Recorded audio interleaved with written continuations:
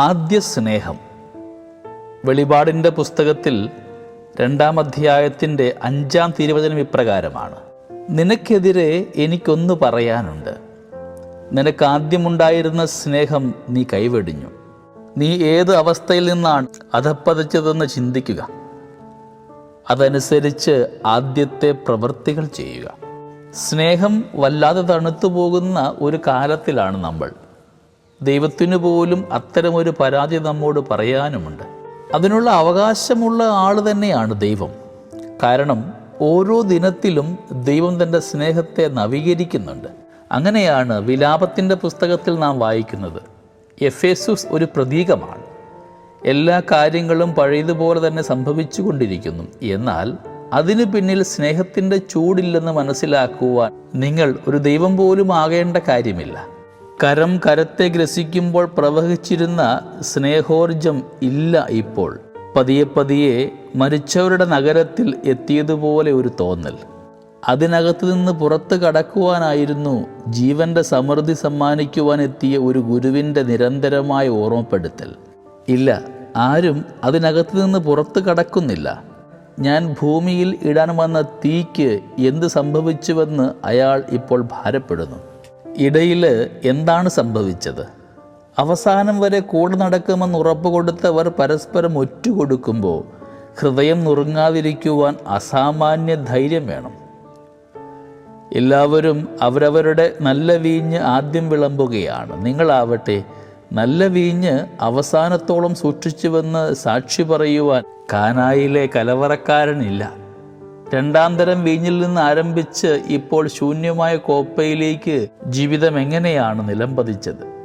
പലരും ഇപ്പോൾ സ്നേഹിക്കുന്നുവെന്ന തോന്നലിലാണ് ജീവിച്ചു കൊണ്ടിരിക്കുന്നത്. ധ്യാനമില്ലാത്തത് കൊണ്ടുള്ള ഹുങ്കാണത്. പത്രോസിനോടെന്നതുപോലെ ക്രിസ്തു 3 ആവർത്തി ആ ചോദ്യം ഇന്ന് എന്നോടും ചോദിക്കുന്നുണ്ട്. ചെറിയ ഇടവേളകളുടെ അകലത്തിൽ ആ ചോദ്യം: നീ സ്നേഹിക്കുന്നുണ്ടോ? നാം ഉടനെ ഉത്തരം കൊടുക്കും. എന്താ തർക്കം? ഈ കാണുന്നതും കാട്ടുന്നതുമൊക്കെ സ്നേഹമല്ലെങ്കിൽ പിന്നെ മറ്റെന്താണ്? വീണ്ടും അല്പനേരം കഴിഞ്ഞിട്ട് നീ സത്യമായും സ്നേഹിക്കുന്നുണ്ടോ? ഇപ്പോൾ നേരത്തെ തോന്നിയ ആ ഉറപ്പില്ല. ഞാൻ തെല്ല് സന്ദേഹിയാവുകയാണ്. വീണ്ടും പറയുക, നീ സ്നേഹിക്കുന്നുണ്ടോ? ദൈവമേ, വാവിട്ട് കരയാതെ ഞാൻ എന്തു ചെയ്യും? ഉറപ്പ് സന്ദേഹത്തിനും സന്ദേഹം കരച്ചിലിനും വഴിമാറാതെ തരമില്ല. എന്തുകൊണ്ടാണ് ഈ സ്നേഹമെന്ന പദം കേൾക്കുമ്പോൾ ഭൂമിയിലെ മനുഷ്യരുടെയൊക്കെ കണ്ണ് നിറയുന്നത്?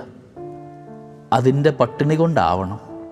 ഇറങ്ങിപ്പോയ മകൻ്റെ കഥയിലെന്നതുപോലെ കുറെ കൂടി ഭേദപ്പെട്ട സ്നേഹത്തിന് വേണ്ടി ഇറങ്ങി ഒടുവിൽ ജീവിതത്തിൻ്റെ ക്ഷാമകാലത്തിലെത്തുകയാണ്.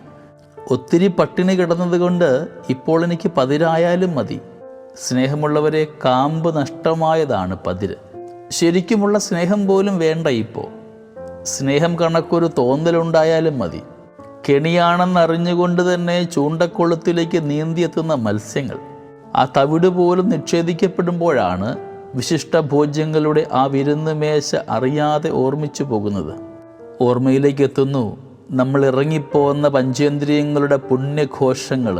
ജീവിതത്തിൻ്റെ ചിലയിടങ്ങളിലൊക്കെ ഒത്തിരി സ്ത്രീകളോടുകൂടെ പാളിപ്പോയ ഒരാൾ മരണക്കിടക്കയിൽ തൻ്റെ ഭാര്യയെ ചേർത്തിട്ട് ഇങ്ങനെ കുമ്പസാരിക്കുന്നുണ്ട്: കാക്കപ്പൊന്നായിരുന്നു എല്ലാം, നീ ആയിരുന്നു തനി തങ്കമെന്ന്. മടങ്ങിപ്പോകട്ടെ ആ ആദ്യ സ്നേഹത്തിൻ്റെ വിരുന്നുമേശയിലേക്ക്. സ്നേഹമുള്ളവരെ, ഈ നോമ്പുകാലം ഒരു ഓർമ്മപ്പെടുത്തലാണ്. നിൻ്റെ ആദ്യ സ്നേഹത്തിൻ്റെ വിരുന്നുമേശയിലേക്ക് നീ തിരികെ പോകേണ്ടവനാണെന്ന ഒരു ഓർമ്മപ്പെടുത്തൽ. ജീവിതത്തിൻ്റെ എല്ലാ ഇടങ്ങളിലും നാം എവിടെയാണോ നമ്മുടെ സ്നേഹം നഷ്ടമാക്കിയത് അവിടേക്കുള്ളൊരു തിരിച്ചുപോകലിനായിട്ട് നാം പരിശ്രമിക്കേണ്ടിയിരിക്കുന്നു. പഴയ വാത്സല്യത്തോടുകൂടെ ഇപ്പോൾ മുതിർന്നുപോയ മകളുടെ നെറ്റിയിലൊന്ന് ചുംബിക്കുവാൻ, അതീവ പ്രണയത്തോടുകൂടെ ചുറ്റിനും കറുപ്പ് വീണു തുടങ്ങുന്ന കൂട്ടുകാരിയുടെ കൺമിഴികളെ നോക്കുവാൻ, പഴയ കുഞ്ഞായിട്ട് ആതുരാലയത്തിൻ്റെ കിടക്കയിൽ ശ്വാസത്തിനായിട്ട് കുറുകുന്ന അപ്പനോട് ചേർന്ന് കിടക്കുവാൻ, ഒരു കാൽ മീതെ എടുത്ത് വയ്ക്കുവാൻ മറക്കരുത്. അവിടെ വിരുന്നാരംഭിക്കും, സംഗീതം മുറുകും. എഫെസോസിലെ സഭയോടെന്നതുപോലെ മടങ്ങിപ്പോകുവാൻ ഇന്ന് ദൈവം നമ്മോടും ആവശ്യപ്പെടുന്നുണ്ട്. അവിടെ ഉപയോഗിക്കേണ്ട 3 പടികളുമുണ്ട്. ഒന്ന്, സ്മൃതികളെ സജീവമാക്കുക. എവിടെ നിന്നാണ് പതിച്ചതെന്ന് ഓർമ്മിക്കുവാൻ മിഴിയടച്ചിട്ട് ആ സ്മൃതിയുടെ സുഗന്ധത്തെ തിരികെ പിടിക്കുക. 2, അനുദപിക്കണം. ഒരുതരം ഞാൻ പിഴയാളി ചൊല്ലൽ. ഒരാൾക്ക് നേരെയും ചൂണ്ടുവിരൽ നീട്ടരുത്, മറിച്ച് മുഴുവൻ വിരലുകളും ചുരുട്ടിപ്പിടിച്ച് സ്വന്തം നെഞ്ചിൽ മുഷ്ടിയിടിച്ചുകൊണ്ട് അനുദപിക്കാം. 3, പഴയ പ്രവൃത്തികൾ ആരംഭിക്കുക. ആദ്യമൊക്കെ അത് കൃത്രിമമായി അനുഭവപ്പെട്ടേക്കാം, എങ്കിലും എങ്ങനെയെങ്കിലുമൊക്കെ ഒന്ന് പുറത്ത് കടക്കേണ്ടേ. കൂടുതൽ സ്നേഹിച്ചുകൊണ്ട് കൂടുതലായ പാളിച്ചകൾക്ക് പരിഹാരം ചെയ്യുക എന്നൊരു വഴിയെ ഇനി ഭൂമിയുടെ മുൻപിലുള്ളൂ. നമ്മുടെ മുഖത്തെ അവൻ മധുരവും ലളിതവുമാക്കി ഒരേ ഒരു കൽപ്പന, സ്നേഹം. അങ്ങനെയെങ്കിൽ ഒരേ ഒരു പാപമേ ഉള്ളൂ, സ്നേഹലംഘനം. സ്നേഹമാണ് ഏറ്റവും വലിയ അനുതാപ ശുശ്രൂഷ.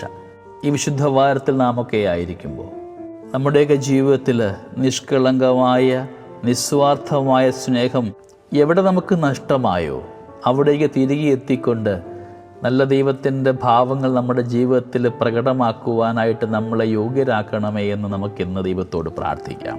ദൈവം നമ്മളെ എല്ലാവരെയും സമൃദ്ധമായി അനുഗ്രഹിക്കട്ടെ.